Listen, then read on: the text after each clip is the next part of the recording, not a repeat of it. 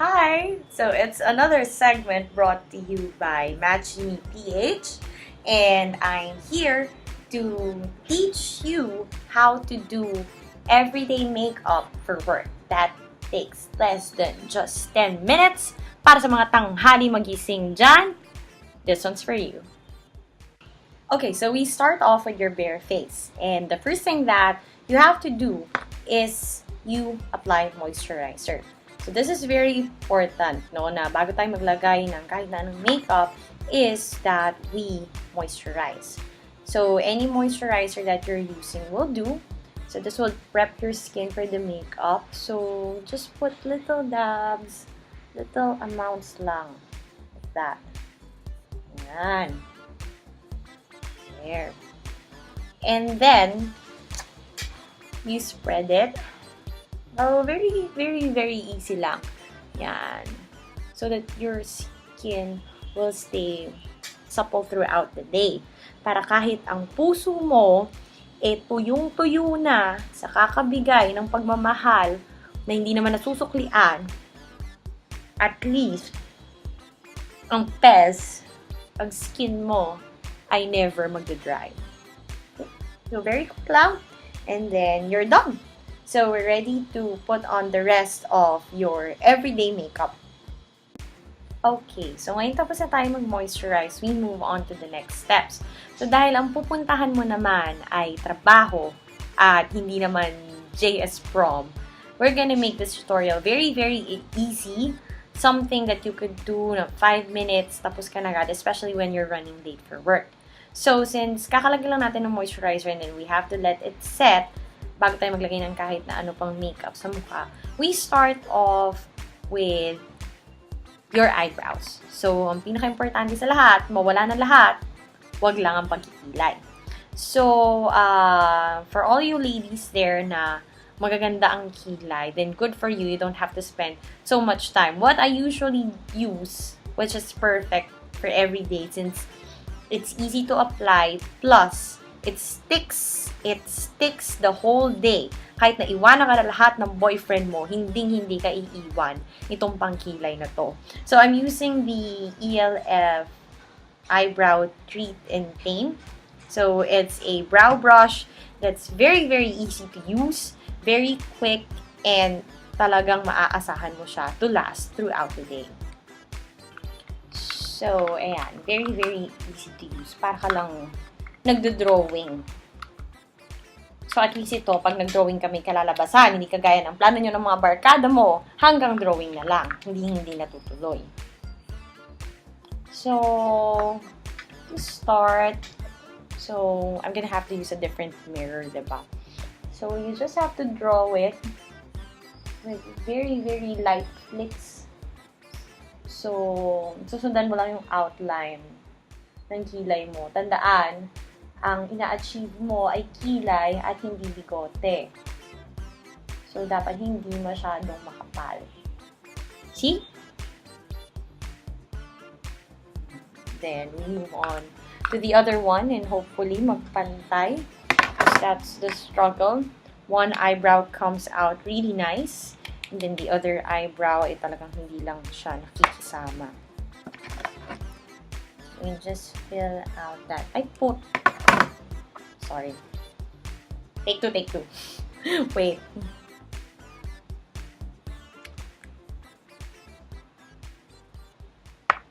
Okay, we move on to your next eyebrow. See? You see the difference? So, this is the one done and ito yung wala pa. So, we'll do the other eyebrow para magpantay.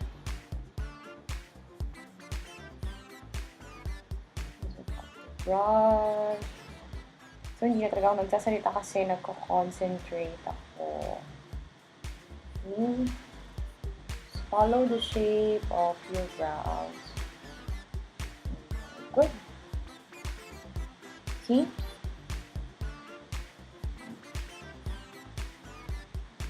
Baba, parang hindi pantay. There. Okay, so moving on to our next step is yung pagko-conceal. So, dahil lahat tayo ay stress sa buhay, stress sa trabaho, hindi natin maiiwasan na magkakaroon tayo ng mga breakouts and then ng mga yung mga ganyan, ng mga dark circles dahil sa pagpupuyat, hindi ka makatulog, kakaisip sa kanya, huwag kang nang isipin kasi hindi ka naman mahal nun. Takpan mo na lang ng concealer. So, we start off by putting it under your eyes. So, kapag ka naglalagay ka sa eyes mo, it's best to use your ring finger kasi since ito yung pinaka-gentle, may iwasan yung pag-bruise ng eyes mo. Bugbog na nga puso mo, pati ba naman eye bags mo, bubugbugin mo pa. So, you put little dabs. Again, this is just a very, very quick tutorial. Like, hindi natin ginagawa ng mga makeup tutorial dyan na may mga pa-triangle pa. Ay nako, abutin ka ng siyam-siyam, abutan ka ng traffic sa EDSA, di nawalan ka pa ng trabaho dahil lagi ka na lang late. So, ganyan na lang, mabilisan lang. Ang importante is ma-hide ang dapat ma-hide. Sana pati feelings mo kaya mo ring i-hide, diba? Para hindi na tayo nahihirapan everyday. There. Then, you continue to do that to all the other parts of your face that needs improvement. Sana pati pag-iisip mo, magkaroon na rin ng improvement at simulan mo namang isipin yung sarili mo. See? Yan. Yan, oh. Look at this. Look at this. Yan yung mga bakit merong ganyan? So, buti na lang, madali silang takpan. So, takpan mo lang natin. Conceal.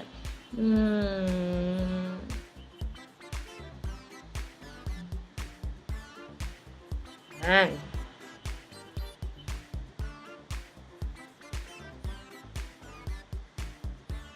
There. So, syempre, you have to make sure na you blend.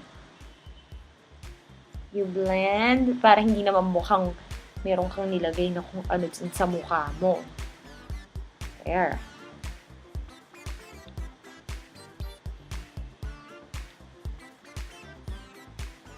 See?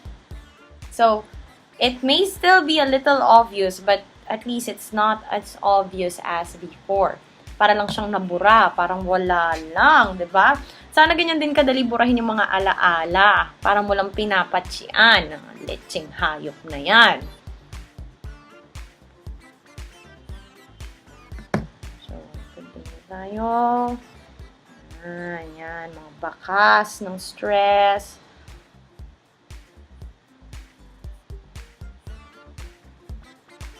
Dahil kahit pa sawi ka man o hindi, you never know kung kailan mo makasalubong si forever sa daan.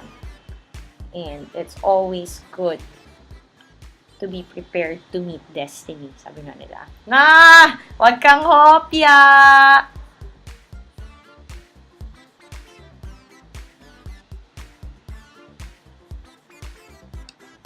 So, we're almost done, as you can see. O, ayan, pwede ka nang mag-selfie ng #fresh. #woke up like this. So, mapagpanggap, #no makeup. Kahit kitang-kitang nakakilay.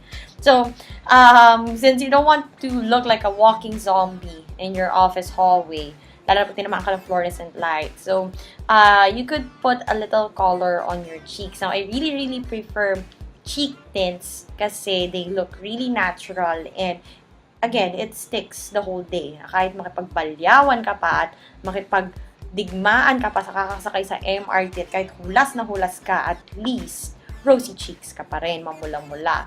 So, there are many cheek tints available. So, you just have to put a small amount. See, it looks like this. It looks like a liquid bubblegum thingy. Then, you just apply it to the apples of your cheeks very lightly. Like that. Make sure that you don't put too much. Ayaw mo magmukhang clown. Ayaw mo magmukhang ragdoll. Ayan. Just shape it triangularly. And spread it to the apple of your cheek. So, the thing with cheek tints is that you usually have to let them stay for a few seconds. And then wipe them off. So that mukha ka lang, sun-kissed. Kahit hindi naman talaga. Kahit sa totoo, isa kang maput lang. Babaita.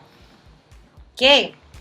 So while you're letting that set, you can start primping your eyelashes. Kasi kahit naantok ka na, you want to make sure that you always look awake. Alive, awake, alert, enthusiastic. Para pag nakita ka ng boss mo, yes, boss! Ano pong papagawa nyo? Kahit nahulas at pagod na pagod ka na, kung may hangover ka pa last night, at least, it will not look like that. So, you start off by curling your eyelashes. So, one technique is that, so that magmukhang natural yung pagka-curl mo, is that you curl it from the base, and then you curl it again sa middle, and then sa tips. There. Then you curl it again sa base. That would open up your eyes. And then you do the other eye.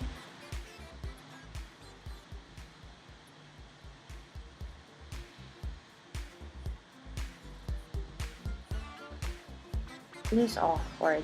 There is an awkward silence happening right now, Ruth. I think you should just fast forward on this part. Okay. And then, of course, to make sure that it stays curled throughout the day, syempre, gagamit tayo ng mascara. Now, yan. Make sure na hindi masyadong marami because the last thing you would want is mascara clumping on your eyelashes. So, see, you put it like this. No, I can't do it without a mirror, so I'm gonna have to use a different mirror. So, yeah, just very quickly, just brush it, and then, yan. Para pag nag-beautiful eyes ka, parang lahat ng mga papel sa cubicle mo.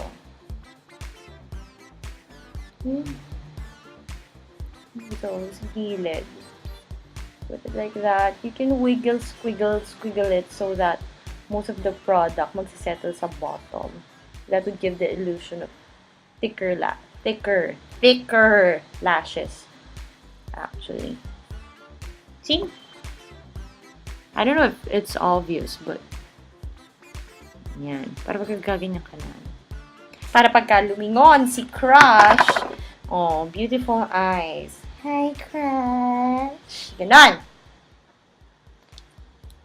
So, you can now wipe off yung, don't ever forget to wipe off the excess cheek tint that you put on earlier. So that it looks more natural. See? Yan. Now, para makaiwas sa oil and kung ano-ano pa, para naman hindi ka magmukhang oily, you can use a very, very light pressed powder to just set everything and to achieve a matte look on your face. Hindi mo naman kailangan mag-foundation araw-araw. Hindi ka naman pupunta ng sagala. So again, this is an everyday office look. So I think it's still better to apply pressed powder with a brush. If you have a kabuki brush, you can use that kasi parang hindi nagkikake sa mukha mo. I mean, there's nothing more unattractive than powder caking up on your face. So at least with if you apply it using a brush, hindi siya masyadong makapal. So it would just look very, very natural. So just sweep it across your face. Sorry. So yeah, you sweep it. Yan, sa may nose, under your eyes, and then under cheeks, sa forehead. So, yeah, just sweep it like that.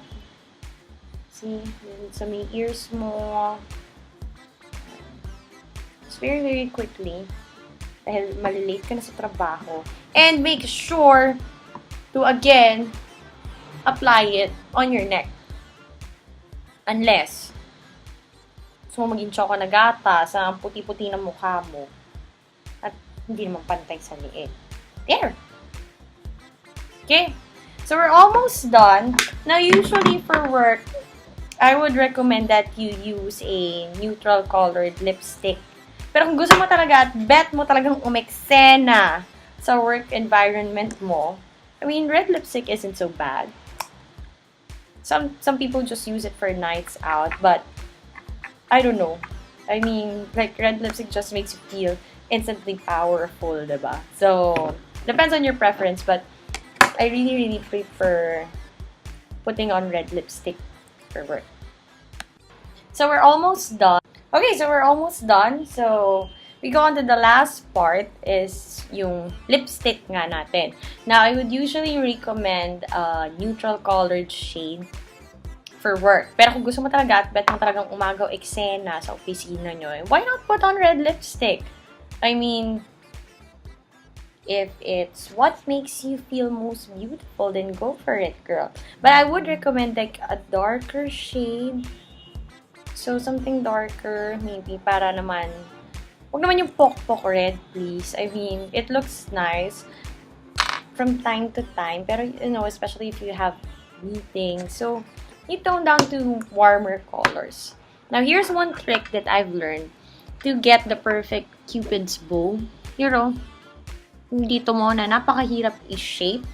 It just seems so difficult to shape with your lipstick. Pero to make it easier, one trick is that you just draw an X. So like this.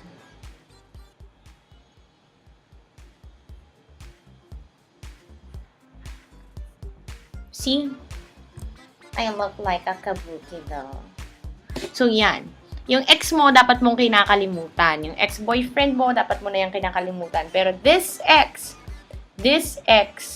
huwag na huwag mong kakalimutan pag nagli-lipstick ka. After you draw the X, so just spread it. Ayan. Continue to apply your lipstick.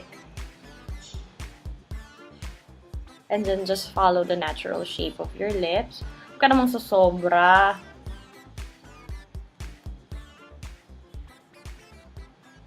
Dapat yung sakto lang. Lahat ng sobra masama. Sobra kang mapagmahal, sobra kang mabait. Dapat yung sakto lang. Kasi dapat magtitira ka rin para sa sarili mo.